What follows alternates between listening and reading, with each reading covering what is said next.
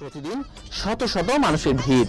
কেউ এসেছেন রোগ থেকে মুক্তি পেতে, কেউ বা জিন ভূত তাড়াতে, কিংবা নিরুপায় কোনো নিঃসন্তান দম্পতি। ছিল বাচ্চা অনেক দীর্ঘদিন যাবত। হ্যাঁ, মনে করেন যে আগে তো একবারই অসুস্থ শোয়া অবস্থা ছিল, এখন বসতে পারে আর কি। তো এই ধরনের আরো 2-3 জন আসছে আর কি। কি নাম আপনার? আমার নাম হইলো আকবর জাদুঘর। আকবর জাদুঘর মানে কবিরাজ। হ্যাঁ।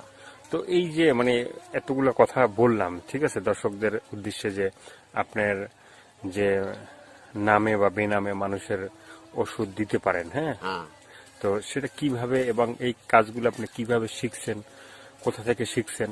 আর একজন কবিরাজ মানুষ হিসাবে কিন্তু আমরা যারা জানি, হ্যাঁ, যে অনেক সময় দেখছি যে অনেক কবিরাজ আছে গলায় পইতে থাকে, অনেক মালা থাকে, অনেক কিছু থাকে, হাতের মানে অনেক চুরি বালা টালা থাকে, চুলের অবস্থা অন্যরকমে থাকে। তো সেক্ষেত্রে আপনার কোনো কিছুই নাই, সাধারণ একজন মানুষের মতো। ধরেন আমি উস্তাদ ধরে একদিন শিক্ষা বিদ্যা করছি।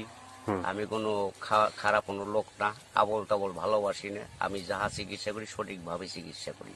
ওই মালা টালা যারা দেয় তারা অত্য চুরি লক্ষণ ওখানে আমরা জানি না।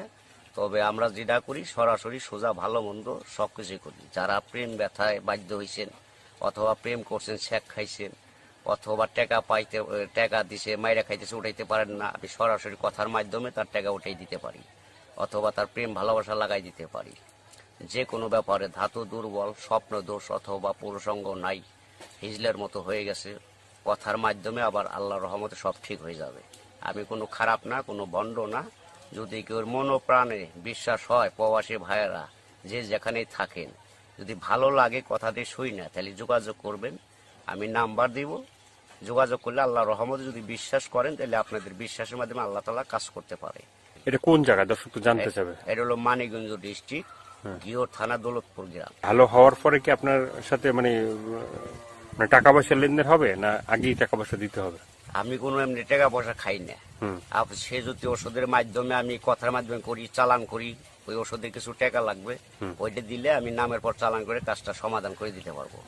এইটাই মানে আপনি মানে টাকা পয়সা নেন না, কিন্তু যে ওষুধ ফষুধ যে করতে যে খরচ বরচ হবে, এই খরচটা শুধু নেন। ওই শুধু খালি খরচটাই নেই, আর কিছুই নেই।